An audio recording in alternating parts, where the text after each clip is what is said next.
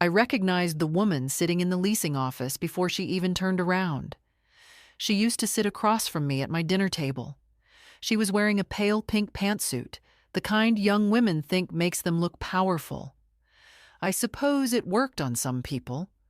On me, it only reminded me how carefully she used to sit at my kitchen table, sipping coffee and pretending she didn't notice the family she'd stepped into.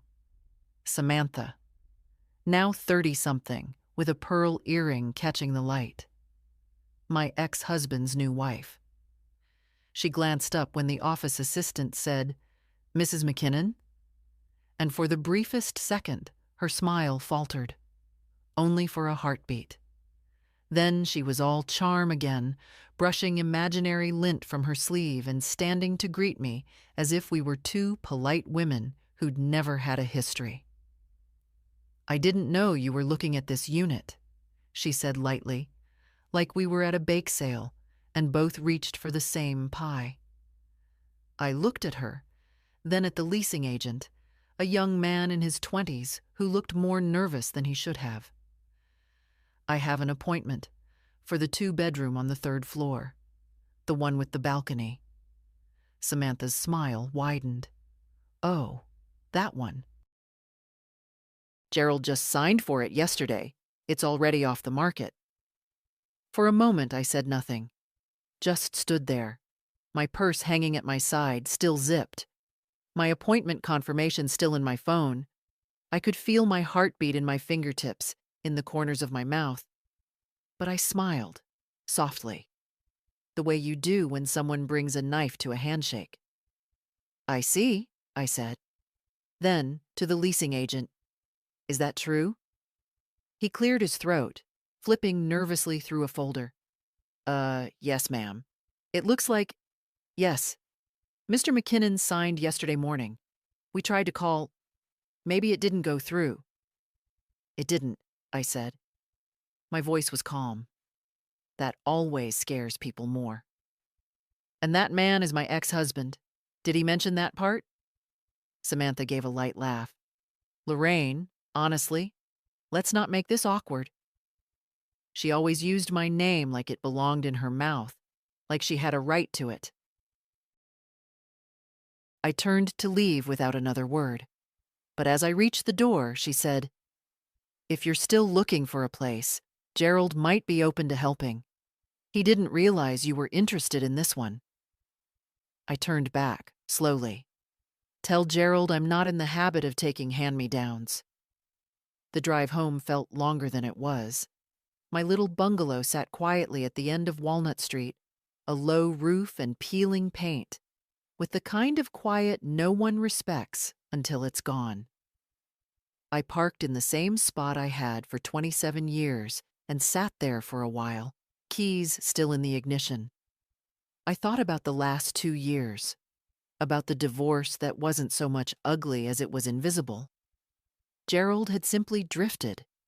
Quiet dinners turned into separate rooms.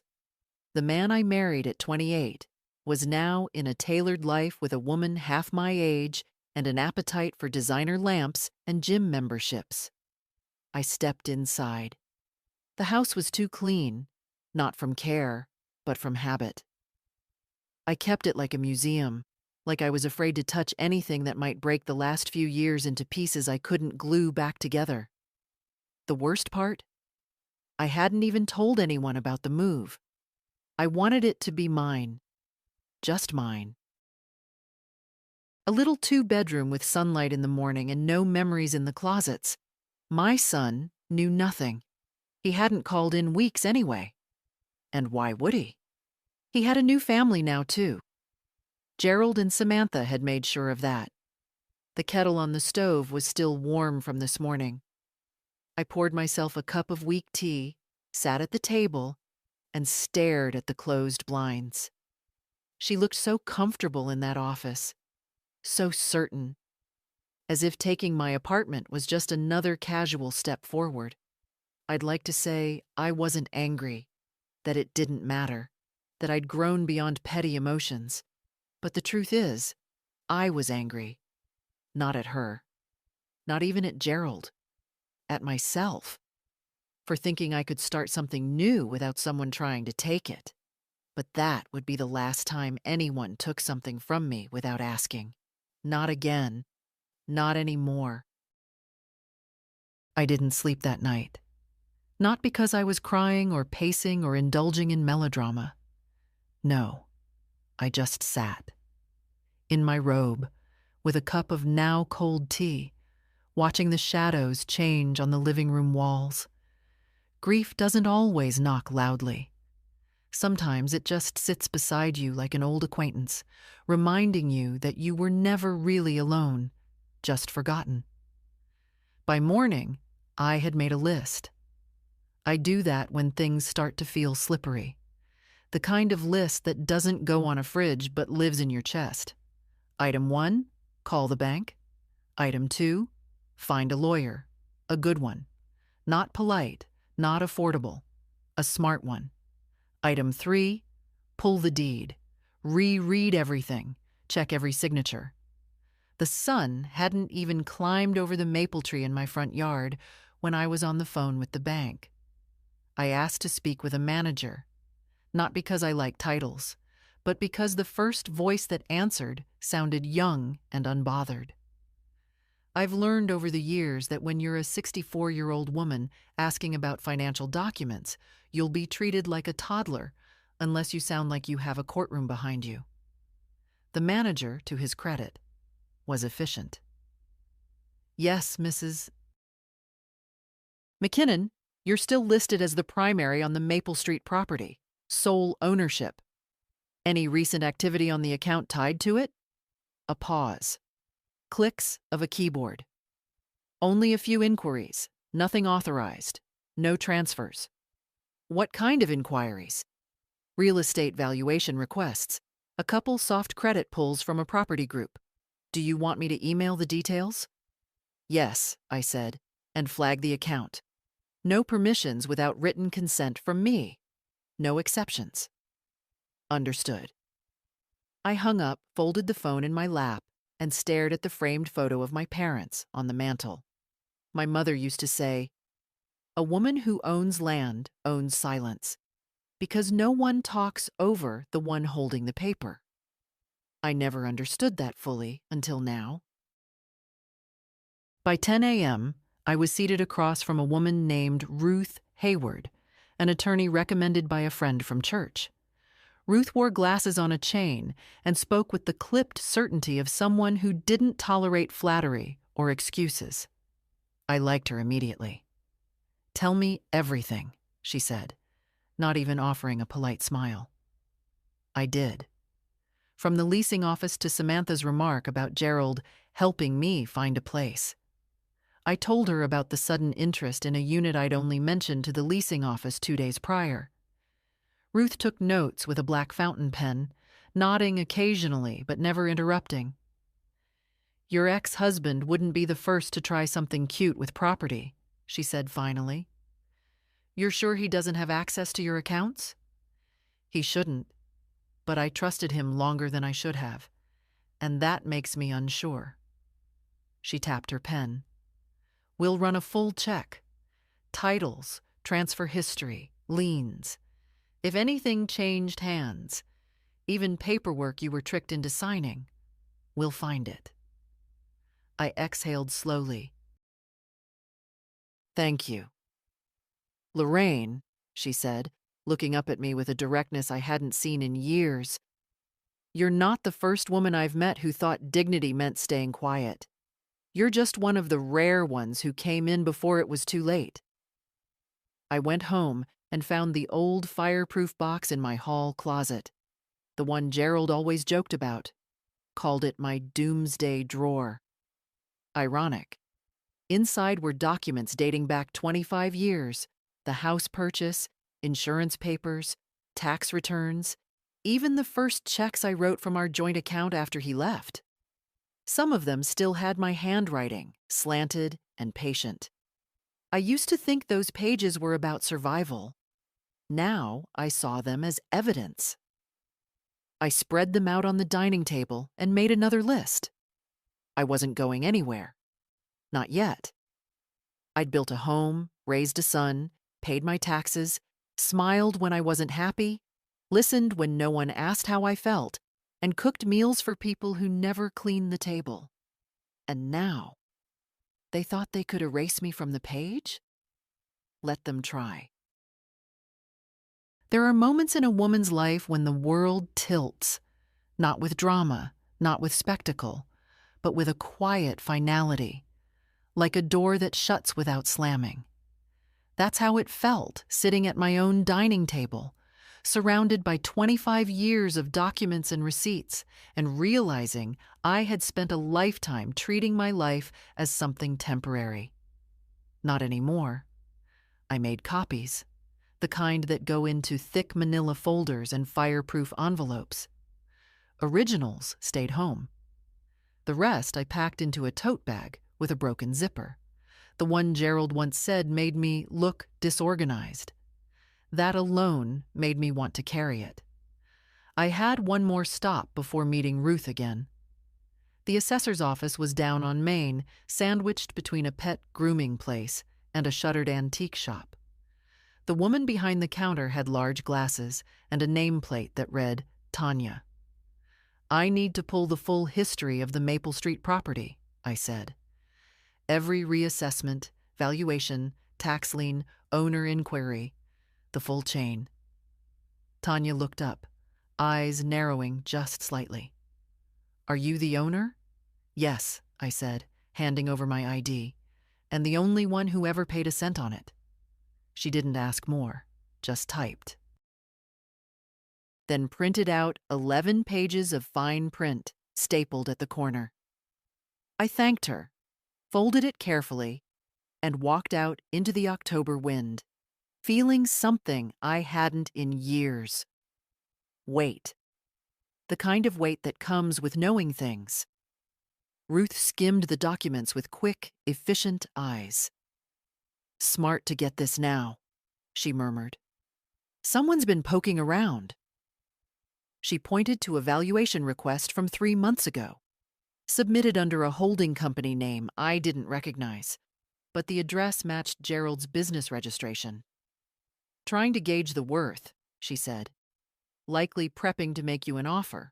Or worse, contest your ownership. He wouldn't dare, I said. But we both knew he might. Men like Gerald rarely start with confrontation. They start with confusion, fogging the mirror, hoping you'll second-guess your reflection. Ruth leaned back in her chair. I'd recommend putting a quiet lien on the property, not public, just a restriction notice. That way, if anyone tries to transfer it behind your back, title company flags it. Do it, I said. She nodded and scribbled something on her legal pad. Also, she added, you mentioned wanting to change your will? I did. I'd been putting it off for years, partly out of laziness, partly out of the hope that my son might one day act like I mattered beyond my bank account. But now? I want everything placed in a trust, I said. For my granddaughter, Maggie. She's the only one who's ever loved me without expecting anything in return. Ruth smiled faintly, spoken like a woman who's finally ready to stop bleeding slowly. Back home, I opened a drawer I hadn't touched since Gerald left. Old letters, dried-out pens, and a note Maggie had written me when she was 9. Grandma, when I'm big, I'll buy you a blue house with cake every day.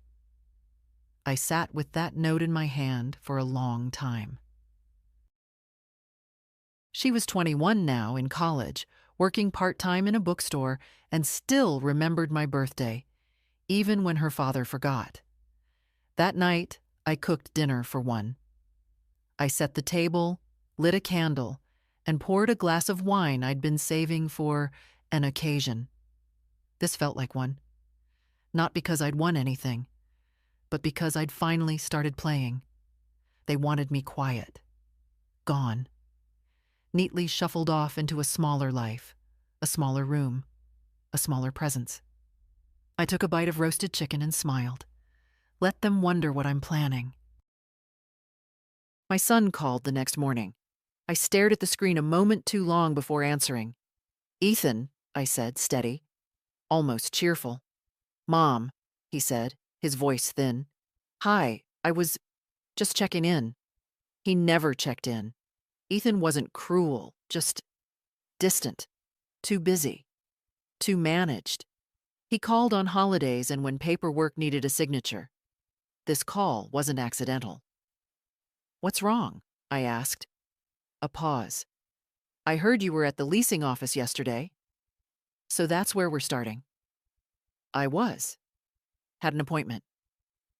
"You didn't tell me you were looking for a place." "I didn't think I had to," I said. Another pause. Then, lighter. "Well, Dad said it surprised him too. Thought maybe there'd been some confusion. You know the place is spoken for, right?" Spoken for. Like a slice of cake on a paper plate. "I figured that out when I saw Samantha sitting in the chair I was supposed to be in." He chuckled. Awkward. "Yeah, that was, it wasn't intentional. I think Dad didn't realize—" "Ethan," I interrupted gently. "Don't explain for him. He's got a voice." Silence. I heard muffled background noise. Maybe the clink of a coffee cup. A door opening. I imagined him pacing in his office, trying to make this call before a meeting, treating it like one more item on his to-do list.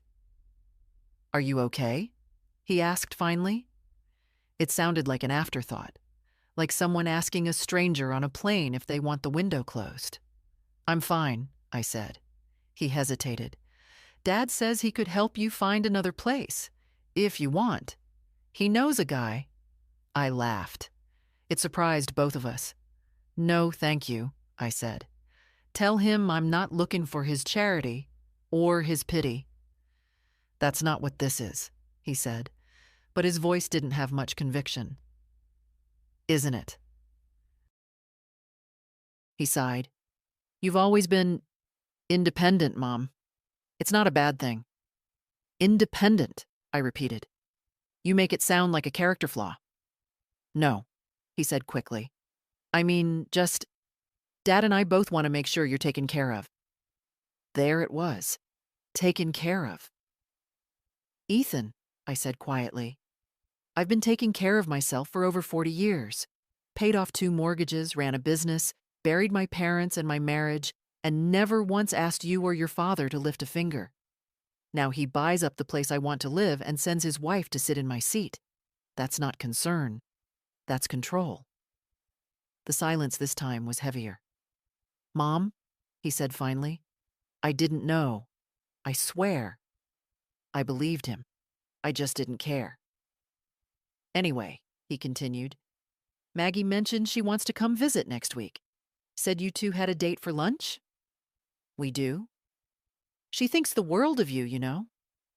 I felt something flicker in my chest. "I know," I said. "Well, just let us know if you need anything." I didn't answer. "Okay," he said, when I stayed silent. "I'll let you go." And then the line went dead. I set the phone down and walked out to the back porch. The garden looked tired. October always made it sag. But the light was clean, real, the kind of light you don't appreciate until you've been sitting too long under someone else's shadow. I thought about Ethan's voice. Calm, placating, hollow. He didn't mean harm. That's what made it worse. He didn't mean anything at all. And I thought about Samantha, with her pink suit and practiced smile. I wondered how many rooms she'd walked into, wearing my life like a borrowed coat. Let her have it. I wasn't interested in chasing what had already been claimed by people who didn't deserve it. I was interested in one thing now, not being erased, and that started with reminding them I still held the pen. Samantha showed up at my door the next day. No call, no warning. Just the sound of her high heels clicking on the front porch, followed by the soft ding of the doorbell. I looked through the peephole and saw her standing there, sunglasses on top of her head, holding a sleek leather folder under one arm like she was here to sell me insurance. For a brief moment, I considered pretending I wasn't home. But I'm not made that way. I opened the door and waited. "Lorraine," she said with that smile, polished and too white for someone who'd never worked a day with her hands. "Do you have a minute?" I didn't answer, just stepped aside. She walked in like she'd done it before, like she still belonged. "Still smells like lavender in here," she said, glancing around. "You always did keep a tidy home." I said nothing. She stood near the edge of the living room, careful not to sit. Maybe she thought it gave her the upper hand. Or maybe she just didn't want to wrinkle her blouse. "I thought we should talk," she said. I nodded slowly. "That's not why you're here." Her smile tightened. She pulled a folded piece of paper from the folder and held it out. I didn't take it. "It's an offer," she said, "from Gerald, for the house." I stared at her. "Gerald wants to buy this house? He thinks it would be a good way to simplify things." I laughed, quietly. The kind of laugh that comes when a mask slips. "Simplify," I repeated. "Yes. You've been saying for years that this place is too much to manage. You said you wanted something smaller, and you already tried to move once. Gerald's just trying to help. To help me sell him the house I built my life in?" "Lorraine, don't Lorraine me," I said. She stopped. Finally. The words had weight now. I walked to the side table and picked up a framed photo. Ethan, at age 6, sitting on Gerald's shoulders in this very backyard. The grass was too long in the photo, the fence half painted. But we were a family then, whatever that meant. "You've sat at my table," I said, still looking at the photo. "You've eaten the food I cooked, smiled at my son, toasted with my wine. And now you come into my house with a piece of paper and tell me you're doing me a favor. It's a generous offer. It's a grave." She blinked. "You're not offering me a way forward," I continued. "You're trying to bury me politely. You're being dramatic." "No," I said. "I'm being clear." I finally took the paper, unfolded it, and skimmed it. The number was large, larger than I expected. Maybe they thought I'd be flattered into obedience, but I knew the market. I knew the house, and I knew Gerald. "Why now?" I asked. She hesitated, just for a second, but it was enough. "You think I'm planning something. That's why he sent you." Her face didn't change, but her eyes did. A flicker of something, surprise or fear, or worse, recognition. "I don't need this house," I said. "I want it. There's a difference. This is where I stood when I found out I was pregnant, where I held my mother's hand as she died, where I cooked for a man who forgot how to say thank you. And now you want me to give it up because you two want the zip code." She opened her mouth, closed it again. I folded the offer and handed it back. "You can go now." Samantha hesitated, but eventually nodded. She turned to leave, her heels clicking against the floor again. As she reached the door, she paused. "He really did mean it kindly." "I'm sure he did," I said. "Tell him I appreciate the offer, and that if he wants to discuss my home again, he's welcome to come himself." She opened the door. "Oh," I added. "Next time, knock first. I don't answer surprise visits from women carrying weapons in manila folders." She left without another word. I stood there for a moment, watching the empty doorway, then closed the door and locked it. It wasn't about money. It never was. It was about removing me. Softly, quietly, without conflict. They'd tried the polite way. Now we'd see what happened when the polite version failed.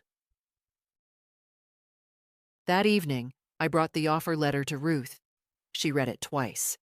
Then once more, this time aloud, pausing occasionally to scoff under her breath. "They think you're tired," she said flatly. "That's their entire strategy." "I am tired," I replied, "but not of the house." She nodded, setting the paper aside. "Well, it's clean. Legally. They didn't lowball you, technically speaking. But the language, it's careful. Too careful. See this part?" She pointed to a clause about streamlining estate management and avoiding complications for family members in the future. They're trying to anchor the sale in some sense of duty, not to you, but to your legacy. They want to sound like they're doing you a favor by simplifying your death. I exhaled through my nose. They're always so considerate. Ruth leaned forward. "You want me to draft a response?" I shook my head. "No paper, no emails, no trail. If Gerald wants to talk to me, he can knock on my door. I'm not giving him the dignity of a formal rejection." She smiled. "You sure you've never practiced law?" "Just motherhood." She sat back. "All right then. Let them sweat." Back home, I lit a fire in the living room for the first time in months. I pulled the old wool throw over my lap and stared into the flames. Not thinking, just watching. The house creaked in the way old houses do. Familiar sounds. The pop of settling wood, the gentle hum of the fridge. Everything in its place. Nothing threatened. Not yet. But I didn't trust stillness anymore. The next morning, I woke early and drove to the county clerk's office. I wanted a certified copy of the deed in hand. Not for legal reasons, but because I liked the feel of it. Paper that says, "This is mine." I stopped at the hardware store on the way back. Bought a new deadbolt. The young man behind the counter offered to help me install it. I said no. "You sure?" he asked. "It's kind of a hassle." I smiled. So am I. Back home, I unpacked the tools and got to work. It took me longer than it should have. I scraped my knuckle and dropped a screw under the fridge. But when it clicked into place and the door locked with a solid thunk, I stood back and smiled. I'd spent a lifetime making things easier for others. Cooking, smoothing over arguments, softening my own edges to make sure no one else got cut. No more. That afternoon, Maggie called. "Hi, Grandma," she said, cheerful. "You busy?" "Not at all, sweetheart. Just changed a lock and replaced a porch bulb. Feeling very accomplished." She laughed. "You want to grab lunch Friday? I get off early." "I'd love that." We talked for a while. School, her roommate, a professor she didn't like. She always sounded most like herself when she was a little frustrated. Before we hung up, she said, "Dad's acting weird. Everything okay?" I hesitated. "You know how your father is," I said. "Yeah. That's why I'm asking." I smiled into the phone. "Everything's fine, baby. Just a little spring cleaning." She didn't believe me, but she didn't press. After we hung up, I sat at the table and ran my fingers over the copy of the deed. Let them plan. Let them guess. Let them whisper about how best to move me out of the picture. I wasn't going anywhere. Not without a fight. And certainly not without making sure they'd never try this with another woman again. The call came just after sunset. Not from Ethan, not from Samantha. From Gerald. I let it ring twice before I picked up. I didn't bother with pleasantries. "Lorraine." "Gerald." His voice sounded the same. Too measured. Like he was used to everyone agreeing before he finished a sentence. "I understand Samantha stopped by." She did. I hope she was respectful. She offered to buy me out of my own life. I'd say that was quite bold. A pause. I told her it would be better if I spoke with you. And yet you didn't. He sighed. That weary, diplomatic sigh he used to use when Ethan was small, and I asked him to stop working late. The one that said, "I'm doing what I think is right, and you'll come around once you calm down." I think you misunderstood our intentions. No, Gerald, I said. I think you finally made them clear. I was just trying to help, I cut in. Yes, I've heard. Funny how your help always comes wrapped in control. He was quiet again. I wanted to offer a solution, he said. The house is old. Too much for you, really. I thought maybe if we handled things now, you could enjoy your retirement with some ease. I let out a short breath. Almost a laugh. You mean the way you handled the apartment? The way you didn't realize I was trying to rent it until your wife was signing papers in the chair I was meant to sit in? He didn't answer. Gerald, I said, my voice calm. You lost the right to make decisions on my behalf the day you walked out of this house. I never walked out, he said. We agreed. No, I interrupted. I agreed. You suggested. I swallowed my pride and made peace with being left behind. But don't rewrite it now. You're being emotional, and you're being a coward. The words hung there for a moment. They sounded sharp even to me, but I didn't take them back. I see, he said finally. So there's no point in discussing the offer. There's no offer, I replied. Just an insult printed on expensive paper. He cleared his throat. Fine. Then I hope you won't mind if I move forward with the apartment rental. That's your business, I said. But keep your business away from mine. I'm trying to protect Ethan. I blinked. Protect him from what? From a mess later, from conflict, from complications. I laughed. It was low, bitter.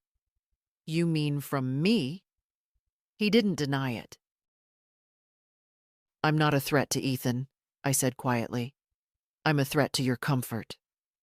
Lorraine, you want clean lines, easy exits. You want to build a life with a new wife and a new story. And I'm the last thing tying you to the version of yourself you've been trying to forget. He exhaled. That's not fair, isn't it? We were silent a long moment. I'd like to avoid drama, he said finally. I think we both would. That depends on you, I replied. You're not making this easy. I smiled to myself. That's new for me. He hung up first. I placed the phone down carefully. My hand was shaking, but not from fear. It was something else, a kind of aliveness, a current running under my skin. He wasn't used to me saying no. Not really. I had said not now, and maybe later, and I don't want to argue. But not no. Not until now. I stood up, crossed the room, and opened the window. The air was cool, sharp. October's breath. Out in the yard, the trees swayed like they'd been listening, like they were nodding in agreement. Let them watch. Let them wonder what I'd do next. Let them know I wouldn't be erased without a sound. The next morning, I baked a pie. Not out of tradition, or mood, or even appetite. Just because my hands needed something to do. I mixed the dough with more force than necessary, kneaded it like it owed me an explanation, and sliced apples as though they'd spoken out of turn. By the time Maggie arrived for lunch, the house smelled like cinnamon and old resilience. She came in smiling, cheeks pink from the wind, holding a paper bag with 2 sandwiches and a bottle of lemonade. You've been baking, she said, eyeing the pie on the cooling rack. Are we celebrating or coping? Can't it be both? She grinned. Fair. We sat at the kitchen table, sun catching the edge of her hair. There was something about Maggie, always had been, that made me feel visible. She looked people in the eye, listened without waiting for her turn to speak. Rare traits in anyone, let alone in someone raised by my son and his version of parenting. "How's school?" I asked. "Midterms," she groaned. "My brain is 60% caffeine, 30% panic, 10% crumbs." I smiled. Sounds accurate. She reached for the pie but paused. "Actually, can I ask you something first?" "Of course." "Is something going on with Dad and Grandpa?" I didn't answer right away. "Because," she continued, "they've been acting weird, whispery, like people do when they're hiding something, but think they're being subtle." I took a slow sip of lemonade. "They made me an offer on the house." Her eyebrows rose. "What kind of offer?" "To buy it." She blinked. "Wait, what?" "Gerald and Samantha," I clarified. "They want to help me simplify. Shrink my life into something that fits their comfort." "Are you serious?" "As a heart attack." She leaned back in her chair. Wow, that's low. Even for them." I didn't speak. I just watched her face, young and angry and confused. The way I had once been. The way I still was, just better at hiding it. "What did you say?" "I told them no." She nodded. "Good." Then she frowned. "Wait. Do you think this is connected to that apartment you were going to rent?" I turned to her slowly. "What do you know about that?" "I overheard Dad on the phone last week. He was telling Grandpa that he'd handled it quietly. I didn't understand what he meant. Now I did." I had always assumed Gerald acted independently, controlling, yes, but separate. Now it was clear. Ethan had known. Maybe not every detail, but enough. Enough to stay quiet while the rug was pulled from under me. "Grandma," Maggie said gently, "are you okay?" I nodded. "I'm fine, sweetheart." "You don't have to be." I looked at her, really looked. She was the only person who didn't flinch when I went quiet, who didn't fill my silence with assumptions or pity. She just sat with it. "I'm not angry," I said. "Not anymore. I'm clear." She reached across the table and took my hand. "What can I do?" "Just stay exactly who you are." She smiled, but her eyes were wet. After lunch, she helped me clean up. She insisted on washing the dishes while I dried them. We worked in a rhythm that felt older than both of us. As she left, she turned at the door. She said, "they keep underestimating you." "Let them," I replied. "I'm easier to surprise that way." And when the door closed behind her, I stood in the quiet kitchen and thought.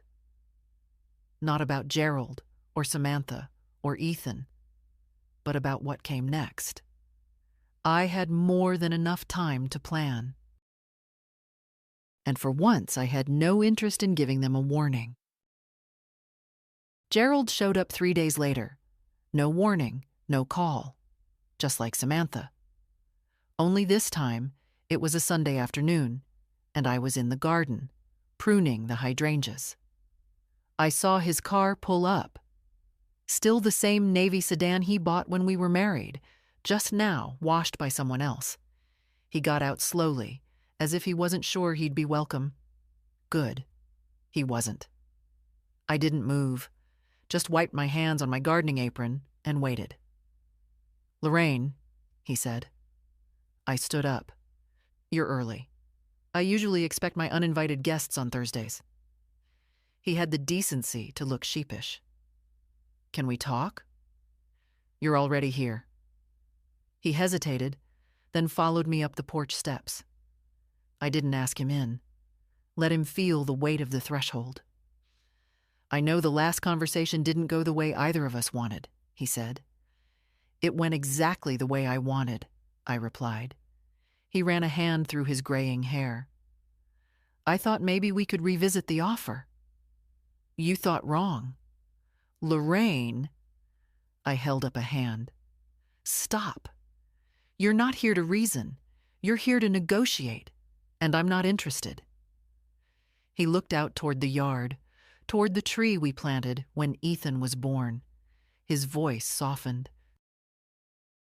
This house holds a lot of memories. Yes, I said, and I earned every one of them. He looked back at me, the mask slipping a little. I never wanted this to be a battle. But it is, I said, calm, because you don't know how to walk away without taking something. He flinched, just barely. I built a life here, Gerald. You built a narrative. That's the difference. I'm trying to make things easier. For whom? He didn't answer. The silence stretched. I offered you the house in the divorce, he said suddenly. Out of kindness. No. You offered it because you thought I wouldn't last 5 years on my own. More silence. I did last. I outlasted you. And now you want it back because you don't like the reminder that I didn't disappear. His jaw clenched. You're reading too much into this. No, I said, stepping forward. You're reading too little into me. He looked at me like he didn't recognize the woman standing there. That was fair. He didn't. He'd married a version of me who kept things together. The house, the child, the dinner table. The woman in front of him now didn't owe him anything, especially not explanation. I'm not selling, I said. Not today, not ever. And if Samantha wants to play Stepford landlord in a building she had no right to, that's between her and the mirror. He stared at me. So that's it? I nodded. That's it.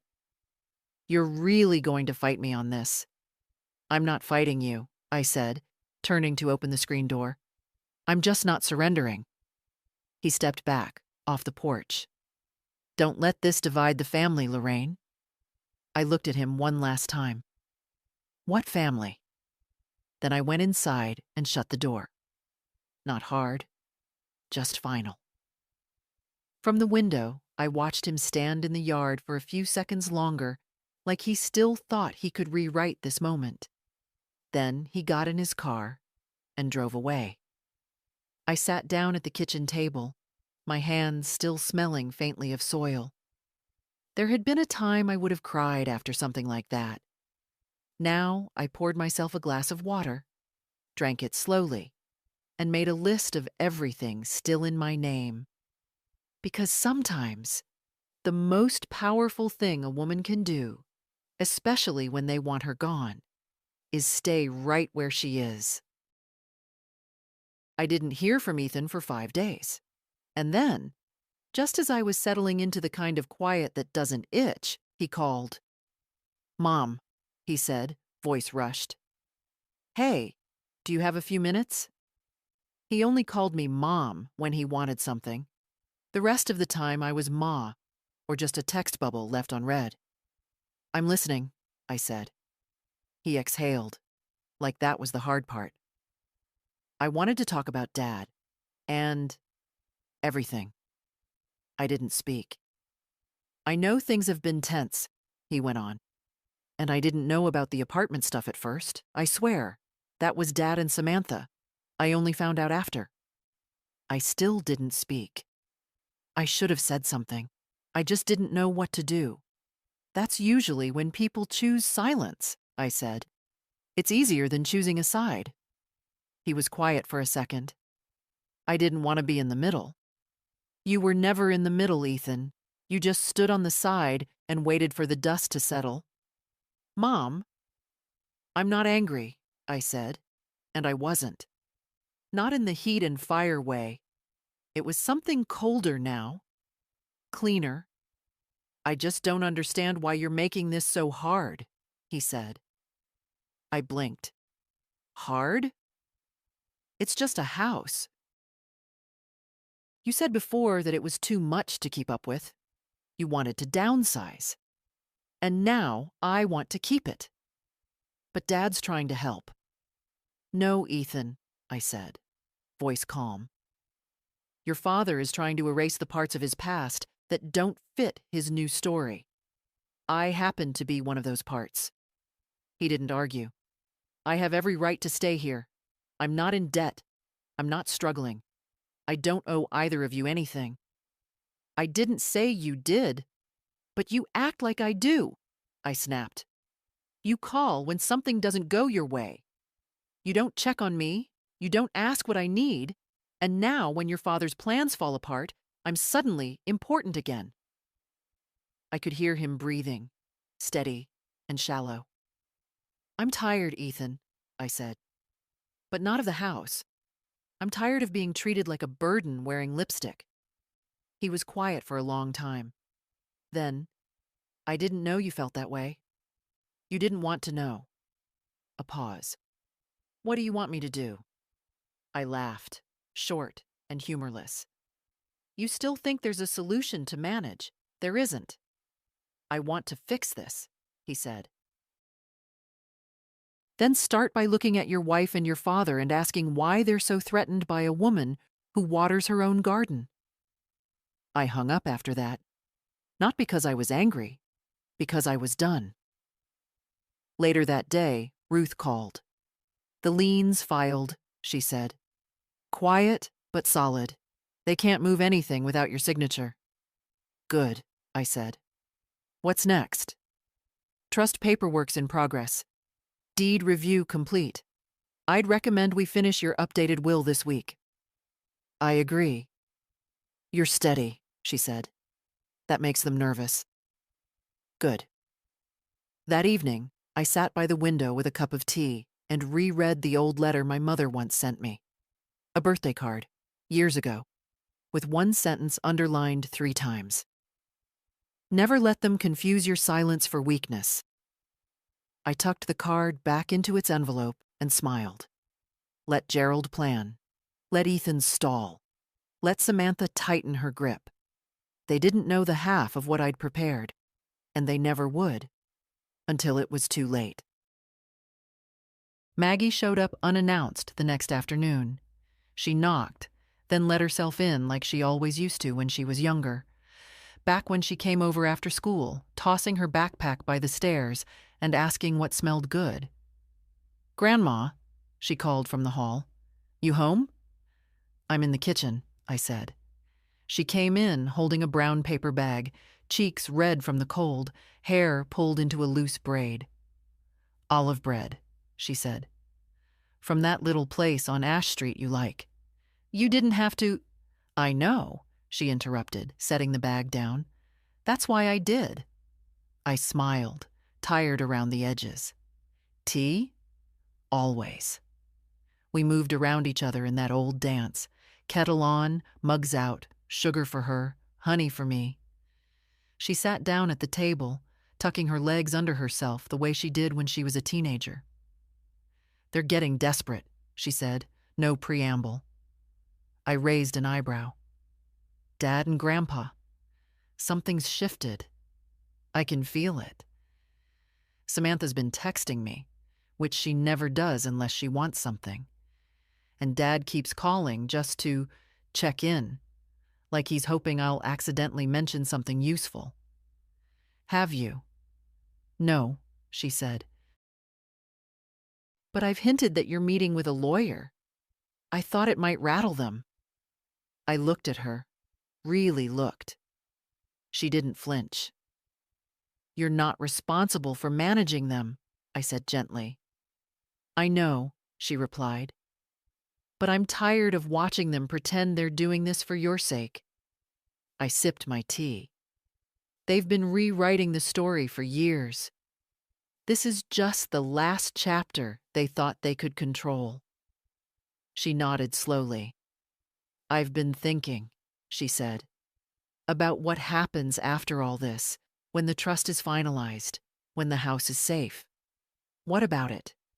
I want to help you fix it up. The porch, the windows, maybe even the upstairs bedroom. Make it into something new. You don't have time for all that, I said. I'll make time."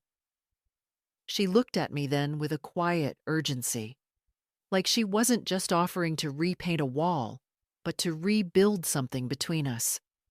Something they'd all tried to erode. "You'd do all that?" She smiled. "I'm not trying to save you, Grandma. I just want to be where things are real." We finished our tea in silence, the kind that only exists between two people who know too much and love each other anyway. After she left, I walked through the house slowly, room by room. I opened the door to the upstairs bedroom, the one I hadn't touched in years. Dust floated in the slanted light. The wallpaper had curled near the windows, and the floor creaked with the hesitation of old wood. But it was still mine. All of it. I imagined Maggie in here, scraping paint, laughing, playing music too loud. And for the first time in weeks, I felt something settle in me. Not vengeance, not even victory. Just direction. Downstairs, I sat at my desk and pulled out the folder Ruth had given me. Trust documents, will drafts, title protections. At the bottom was a space for a letter. Ruth had called it a statement of intent. Not legally binding, just personal. I pulled out a sheet of paper and began to write. "Maggie, if you're reading this someday, it means the paperwork's done and the house is yours. Not just the wooden windows, but the history too. Don't let it burden you. Let it remind you that a woman can hold her ground without shouting, that she can love without disappearing, that her voice matters, even when no one's listening. You are the best part of my story, not because you stayed, but because you saw me when others looked away. Keep the hydrangeas trimmed, fix the screen door, and never, ever let anyone talk you out of your space. Love always, Grandma." I folded the letter and placed it in the envelope marked "Final." Then I went outside, stood on the porch Maggie would help repair, and looked out over the quiet street. They were all still moving their pieces on the board. But the game they were playing? I'd already rewritten the rules. The envelope arrived 2 days later, thick, white, and embossed. No return address. Just my name in that familiar, impersonal font, Lawyer's Love. Like even the paper is trying to stay neutral. I knew what it was before I opened it. A formal letter from Gerald's attorney. I sat at the kitchen table, the one with the worn edge and the tea rings I never bothered to scrub off. I used the same letter opener I'd had since our wedding. A gift from his mother, of all people. Inside, a letter folded too neatly. Legal language dressed up like politeness. He was formally requesting a mediation regarding the ownership and estate status of the house. He wanted clarity. He wanted cooperation. He wanted to keep pretending this was about logistics and not control. I read it twice. Then I laughed. It wasn't a kind laugh. I called Ruth. She picked up on the first ring. "Let me guess," she said. "They went formal. Envelope just arrived. Good. Now they've moved from whispering behind your back to putting it on paper. That's progress. Will we need to respond?" "Oh, we will," she said. "But not with fear, with precision." She asked me to send over a scan. I did. While the printer hummed, I stared at the envelope again. How clean it looked, how white, like it didn't know the weight of what it carried. That evening, I sat on the porch and watched the neighborhood go dim. Lights flicked on, one by one. A man across the street dragged his trash bin to the curb. 2 teenagers biked by, laughing. Life, steady and unaware. And then, headlights. Gerald's car. I stayed seated. He parked, got out slowly, and approached the porch with a hesitance I hadn't seen in him since the night he told me he needed space. That was the polite way he framed leaving. Space, as if I'd been the one pressing in. He stopped at the steps. "I assume you got the letter?" he said. I did. He looked tired. Not old, just worn, like the role he was playing didn't fit right anymore. I didn't want to do it this way. "You mean legally?" I asked, "instead of quietly pressuring me through our son and your wife?" He winced. "That's not what this is."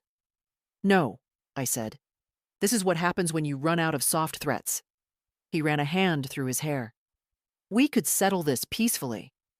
"We could," I said, "but then you'd win." His voice sharpened. "This isn't about winning, isn't it?" I stood now, slow and calm. "You tried to move me out of my own future. You placed your wife in my next chapter without even asking if I was done writing. You thought I'd shrink, retire, fade out like polite women are supposed to." He looked at me, really looked. "I don't want to fight with you, Lorraine. You don't get to fight me. You lost that privilege when you walked out and thought the rest of my life was still yours to arrange." We stood in silence. Then he said something small, something pathetic. "I just wanted everything to be clean." I nodded. "You always did hate a mess. That's why you left when things got hard. That's why you picked someone who smiles more than she asks questions." He flinched again. I stepped down one stair, closer. "But life isn't clean, Gerald. It's full of broken tiles and cracked corners, and I've spent too long sweeping up after other people." He didn't reply. Just looked away, then back again. "You're serious about this?" "I am." "You're really going to fight?" "No," I said. "I'm going to stay, and that's worse for you." He looked at me for a long moment, then nodded once, the way people do when they know they've lost something, but haven't figured out what yet. Then he walked back to his car, and I stood on my porch as the taillights disappeared, thinking how strange it was that power could feel so quiet, so steady. I didn't need to yell. I just needed to stay standing. The day of the mediation came, but I didn't go. That was Ruth's idea. "You've already stated your position," she said. "Let him be the one to explain why he's wasting everyone's time." She went in my place. Crisp navy suit, sharp glasses, and a folder so thick it made Gerald's attorney look underprepared before he even sat down. She called me afterward. "His lawyer tried to open with a tone of cooperation," she said, amused. "Gerald looked like he expected you to cave just by the suggestion of inconvenience. And when I didn't? He didn't speak much after that." I smiled. He's not used to silence working against him. They've officially withdrawn the offer and the pressure. "Good," I said. "Let them stew in the quiet." That night, I made dinner. Real dinner. Chicken roasted with lemon, potatoes with rosemary, and sautéed green beans the way Maggie likes them, blistered, not boiled. She came by just after 6. "Celebrating?" she asked, pulling off her coat. "I suppose I am." We ate by the window, candle lit, soft music playing. The kind of night I used to wait for, except this one didn't depend on anyone else showing up. "They're not backing down completely," I said. "But the threats lost its teeth." Maggie nodded. "Dad won't talk about it. He just keeps saying it's complicated, like you're a math problem. He doesn't know how to deal with a version of me that doesn't apologize for existing." She pushed her plate away and looked at me. "Can I tell you something without it sounding like a betrayal?" "Always." "I think they thought you'd give up because you didn't yell, because you didn't fight the way people expect." I nodded. Silence scares people more than shouting. It leaves them alone with themselves. She smiled. You've always been louder when you're quiet. We washed dishes together, the way we always do. Shoulder to shoulder, the rhythm of clinking and water filling the silence.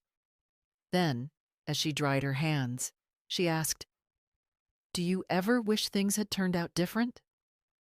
I thought for a long moment. "No," I said finally. "Because if they had, I might still be waiting for permission to live." The next morning, I went to the notary's office, signed the final version of my will, signed the trust, signed the house, all to Maggie. "Effective immediately?" the clerk asked. "Yes," I said, "but with life tenancy." "I stay until I don't." She nodded, stamped, filed. Done. Later, Ruth called. "They'll find out," she said. "Might take them a week or a month, but it'll get to them." "I know." "You ready for that?" I smiled. I've never been more ready. I didn't need them to know right away. I didn't need them to rage or beg or manipulate. Let the silence carry it to them slowly. Let the realization creep in like cold air under a locked door. The woman they thought they'd outmaneuvered? She wasn't playing the game anymore. She was rewriting the ending. They found out the following Thursday. I know because Ethan called that evening. Late. His voice was tight, brittle around the edges. "You changed the deed." I was sitting in the living room, legs tucked under a blanket, tea untouched beside me. The air outside smelled like burnt leaves, the kind of scent that makes you feel like something has ended, even if you don't know what. "I did," I said calmly. "To Maggie?" "Yes." "You didn't think to tell me?" "No," I said. "I didn't." He let out a short breath, the kind that's supposed to sound disappointed but lands more like wounded pride. "She's 21. She's capable. She's a student. She's a woman who sees me." He was quiet for a moment. Then, "You don't think that's extreme? You mean permanent?" "Yes, that's the point." He didn't answer right away. Then, "Dad's furious." "I'm sure he is. He says you blindsided him." I almost laughed. "He tried to buy me out of my own home behind my back. That's not a blindside. That's a betrayal with a bow on it." Another pause. "And what do you want from me now?" he asked, the edge back in his voice. "Nothing," I said. "I never did." "That's not fair." "No," I said. What's not fair is raising a son who forgets the difference between inheritance and entitlement. That one hit. I could feel it through the silence. "You think I don't care about you?" he asked quietly. "I think you care more about managing me than hearing me. And I'm not something to manage, Ethan. I'm not an estate to prepare or a problem to prevent. I'm your mother, not your responsibility, and not your obstacle." He didn't answer. He just hung up. I stared at the dark screen for a long moment, then turned the phone face down. Later, Maggie texted. Just one line. "I'm proud of you." No emojis, no punctuation, just the truth. Plain and full. That night, I sat at the dining table and wrote a list. Not of tasks or errands or loose ends. Just a list of what I still had. Not what I owned. What I had. The difference mattered now. A house that is no longer a battlefield. A granddaughter who listens. A garden that needs mending but still blooms. A lawyer who doesn't flinch. A name that still belongs to me. I folded the list and tucked it into the back of the kitchen drawer, behind the loose batteries and the old tape measure.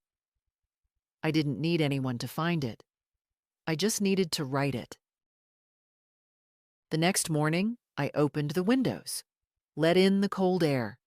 Made real coffee, not instant. Played the old jazz records I hadn't touched in years. Not for nostalgia, but because the house sounded different now. Lighter, not empty. Just mine. I didn't know what Gerald would do next. Maybe nothing. Maybe some new angle. But I wasn't bracing anymore. I'd already outlived his worst intentions. That was the part none of them understood. They thought I was resisting change. But I was the change. And now, for the first time in a long time, there was nothing left to defend. Only a future left to live. They thought I'd go quietly. That's the part I keep circling back to. Not the betrayal, not the manipulation, not even the arrogance. Just the assumption that I'd fold myself small, politely, like a napkin they were done using. And the worst part? For years I let them think that. Because quiet women make people comfortable. Because silence keeps the peace, or so I believed. Until I realized the only peace they wanted was one where I didn't speak. Well, now they've heard me. The trust is sealed. The deed is final. The house, my house, is protected by more than walls. It's protected by the truth of who I am now, and by the woman who will come after me and never question whether she belongs. Maggie came by yesterday with paint samples. She wants to do the front door in a deep blue. Something bold, she said, but still calm, like you.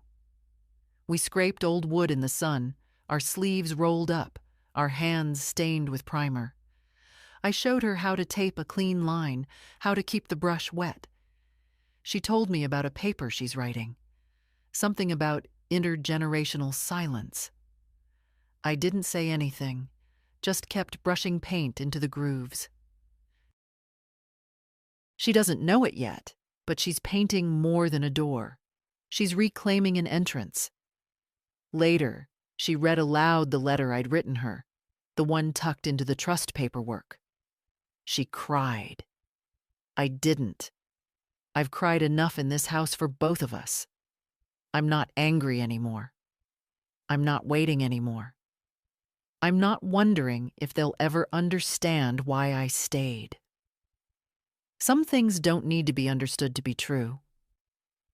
When they asked me, years ago, why I didn't leave the house after the divorce, I used to say something vague. It was easier, or too much hassle, or I just never got around to it. Now I know the truth. I didn't leave because I wasn't done yet. And now, with everything in its place, the documents, the repairs, the granddaughter with paint on her cheek and purpose in her spine, I finally am. So if you're reading this, and you've been quiet too long, if you've made yourself small in rooms where you once built the walls, let me say this. You don't need to burn everything down to start again. Sometimes all it takes is refusing to move. Sometimes the quietest thing you can do is stay exactly where they hoped you wouldn't. And if this story made something in you sit up and pay attention, then follow. Share it. Tell someone. Because there's a woman out there right now packing up her worth into boxes she didn't ask for. And maybe she needs to hear that staying is also a kind of power.